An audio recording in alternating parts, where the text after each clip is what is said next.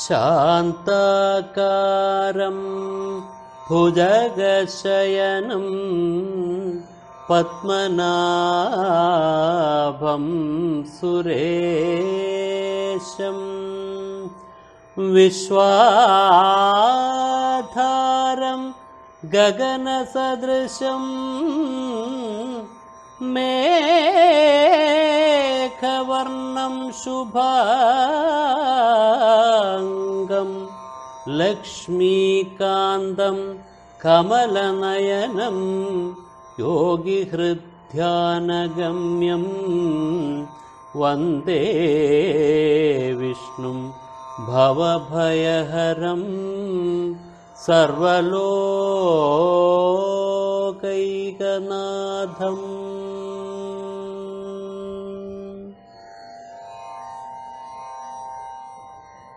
അങ്ങനെ എല്ലാ നിശ്ചയങ്ങളും എല്ലാ കൂട്ടിവയ്ക്കലുകളും സമ്പത്തിന്റെ ആകട്ടെ, അധികാരത്തിന്റെ ആകട്ടെ, പേരിൻ്റെതാകട്ടെ, പ്രശസ്തിയുടേതാകട്ടെ, അതെല്ലാം ക്ഷയത്തിൽ അവസാനിക്കും.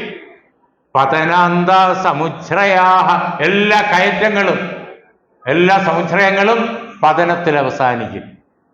എവറസ്റ്റിന്റെ മുകളിൽ കയറി ചില നല്ല പ്രയാസാണ്.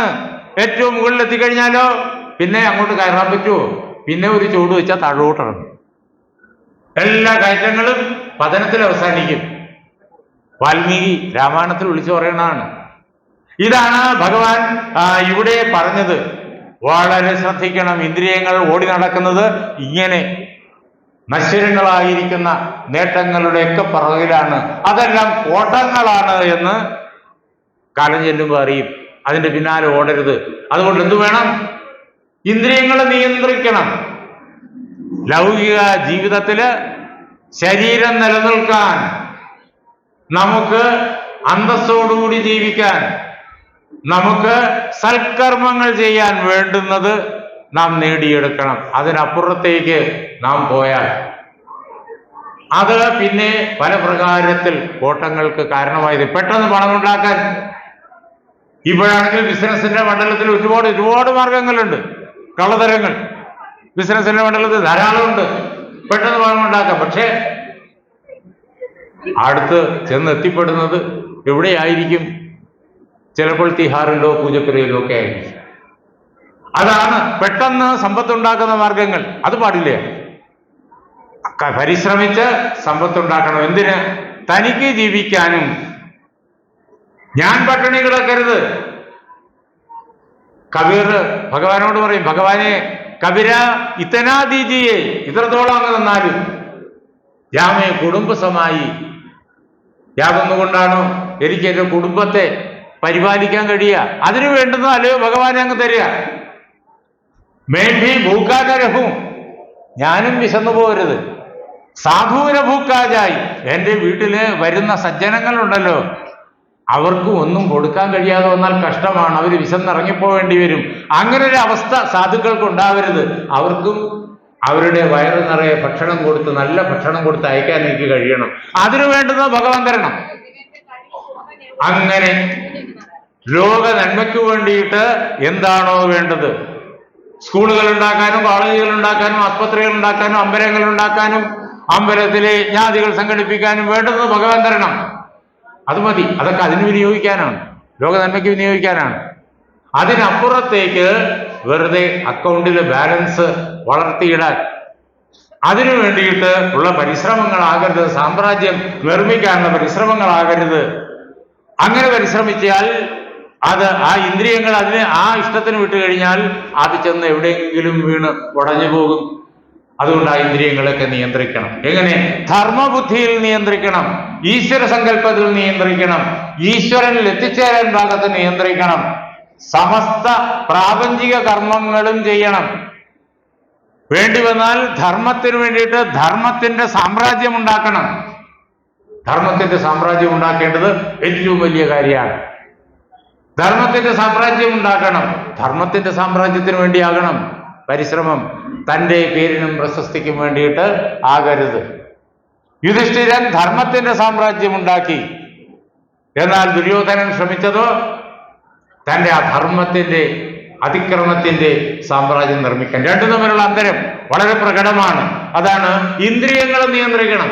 നിയന്ത്രിച്ചാൽ മാത്രമേ ഈ അക്ഷരവും അനിർദ്ദേശവും ഒക്കെ ആയിരിക്കുന്ന എന്നിൽ എത്തിച്ചേരാൻ പറ്റൂ, എന്നെ ഉപാസിക്കാൻ പറ്റുള്ളൂ. പിന്നെയോ സർവത്ര സമബുദ്ധയ, എല്ലായിടത്തും എല്ലാ വസ്തുക്കളിലും തുല്യമായ ഭാവനയോടുകൂടി, ഒന്നിനോടും കൂടുതൽ ഇഷ്ടമില്ല, ഒന്നിനോടും വിരോധവും ഇല്ല, ഒന്നിനോടും വെറുപ്പില്ല, ഒന്നിനോടും അക്രമ പ്രവർത്തനങ്ങളില്ല.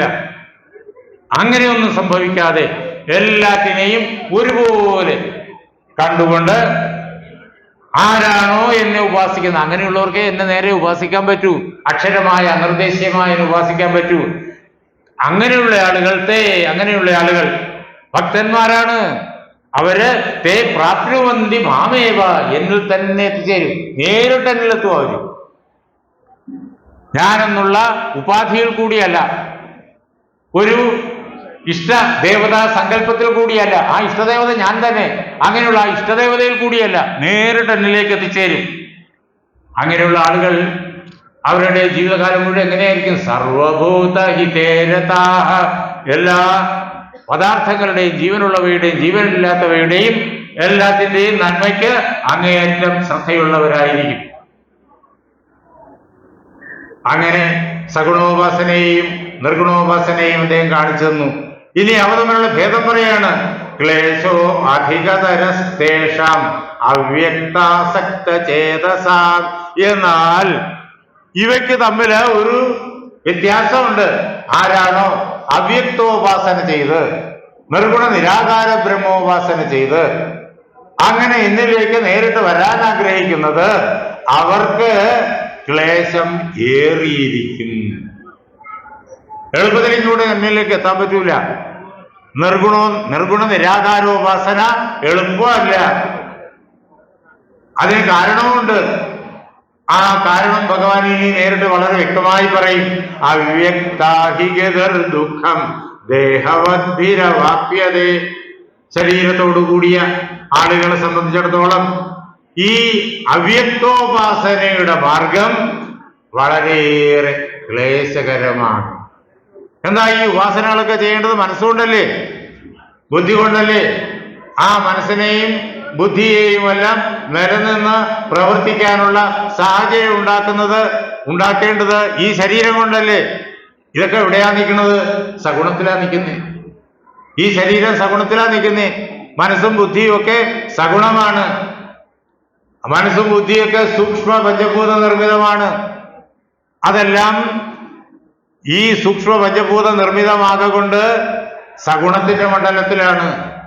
അതിനെ കൊണ്ടാണ് നിർഗുണത്തിലേക്ക് പോകാൻ ശ്രമിക്കുന്നത്. അത് കടുത്ത ജോലി ചെയ്യേണ്ടി വരും, എളുപ്പമല്ല.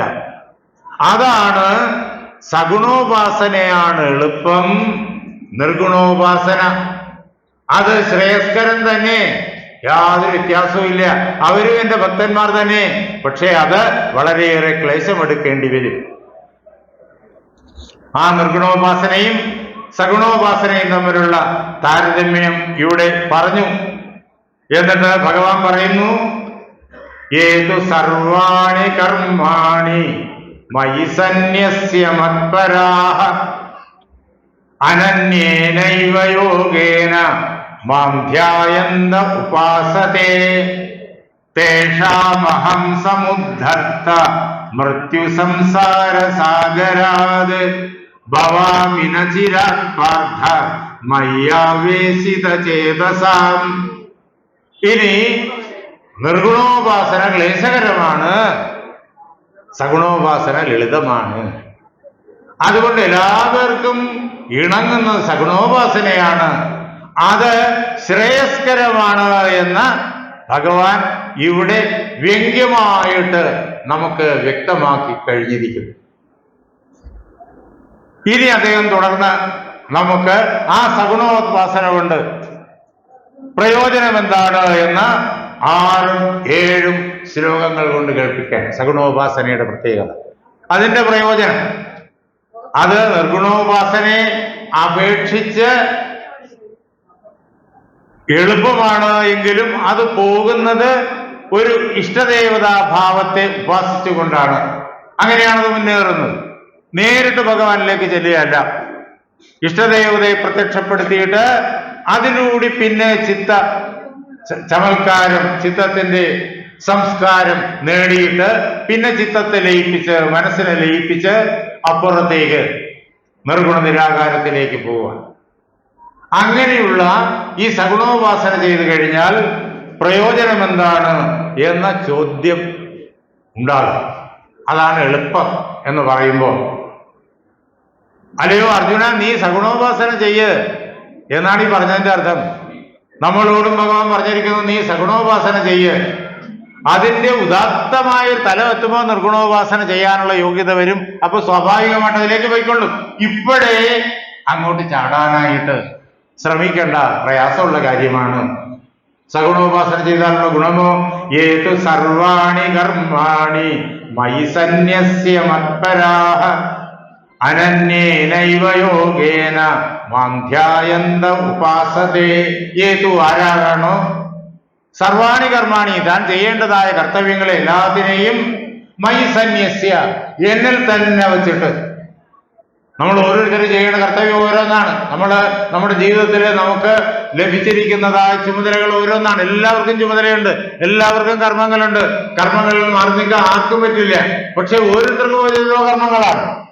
സ്ഥൂലമായിട്ട് എളുപ്പത്തിൽ പറഞ്ഞാൽ ചിലർക്ക് കൃഷിയാണ്, ചിലർക്ക് കച്ചവടമാണ്, ചിലർക്ക് വ്യവസായമാണ്, ചിലർക്ക് ഗവേഷണമാണ്, ചിലർക്ക് ഭരണമാണ്, ചിലർക്ക് സമൂഹത്തെ രക്ഷിക്കുകയാണ്, പോലീസായിട്ട്, പട്ടാളമായിട്ട്. അങ്ങനെ ഓരോരുത്തരുടെയും കർത്തവ്യം ഓരോ പ്രകാരത്തിലാണ്. അങ്ങനെ ചെയ്യേണ്ട കർത്തവ്യങ്ങളിൽ പിന്നെ കുടുംബത്തിനകത്തും നമുക്ക് എല്ലാവർക്കും കർത്തവ്യമുണ്ട്. അച്ഛനെ ശുശ്രൂഷിക്കണം, അമ്മയെ ശുശ്രൂഷിക്കണം, സഹോദരങ്ങളോടുള്ള കർത്തവ്യങ്ങളുണ്ട്, ഭാര്യയോടുള്ള കർത്തവ്യമുണ്ട്, ഭർത്താവിനോടുള്ള കർത്തവ്യമുണ്ട്, മക്കളോടുള്ള കർത്തവ്യമുണ്ട്, അയൽക്കാരോടുള്ള കർത്തവ്യമുണ്ട്, ഇങ്ങനെ സമൂഹത്തോടുള്ള കർത്തവ്യമുണ്ട്, രാജ്യത്തോടുള്ള കർത്തവ്യമുണ്ട്, ലോകത്തോടുള്ള കർത്തവ്യമുണ്ട്. ഇങ്ങനെയുള്ള കർത്തവ്യങ്ങൾ നമുക്ക് ആയിരമുണ്ട്. ഒന്നും വേണ്ടെന്ന് വെക്കാൻ പറ്റൂല, പാടില്ല, വേണ്ടെന്ന് വെക്കാൻ പാടില്ല. അതെല്ലാം നിർവഹിക്കണം, ഭംഗിയായി നിർവഹിക്കണം. എങ്ങനെ? മയി സന്യസ്യ, ഇതെല്ലാം എന്നിൽ അർപ്പിച്ച് ചെയ്യണം. കർത്തവ്യം എന്ത് തന്നെ ആയിക്കൊള്ളട്ടെ, ഇത് ഭഗവാൻ എന്നെ ഏൽപ്പിച്ചിരിക്കുന്ന കർത്തവ്യമാണ്, ഇത് ഭഗവാന് വേണ്ടി ചെയ്യുകയാണ് എന്ന സങ്കല്പത്തോടുകൂടി ചെയ്യണം. ഞാൻ ചെയ്യുന്നു എന്നുള്ള വിചാരം ആണ് സ്വാഭാവികമായിട്ട് ആർക്കും വരിക. അതിനെ ക്രമേണ മനസ്സിനെ പഠിപ്പിച്ച് ദൂരീകരിക്കുക. ഇത് ചെയ്യുന്നതും ഭഗവാനാണ്. ഈ ജോലി ഉണ്ടല്ലോ, ഓഫീസിലെ ജോലി, കൃഷിയിടത്തിലെ ജോലി, ഇത് ചെയ്യുന്നത് ഭഗവാൻ തന്നെയാണ് എന്ന് മനസ്സിനെ പഠിപ്പിക്കണം. അങ്ങനെ ഇതെല്ലാം ചെയ്യുന്നത് ഭഗവാനാണ്. ഈ കൈകൾ ഭഗവാന്റേതാണ്, ഈ കാലുകൾ ഭഗവാന്റേതാണ്, ഈ കണ്ണുകൾ ഭഗവാന്റേതാണ്, ഈ ശരീരം ഭഗവാന്റേതാണ്. ഞാനെന്നുള്ള ഒരു പ്രത്യേക വ്യക്തിയില്ല, ഞാനും ഭഗവാന്റേതാണ്. ഭഗവാന്റെ ഉപകരണങ്ങൾ കൊണ്ട് ഭഗവാന്റേതായ കാര്യങ്ങൾ ചെയ്യുന്നു. ഇതാണ് ഭഗവാനിൽ എല്ലാ കർമ്മങ്ങളെയും സമർപ്പിച്ച് ചെയ്യൽ.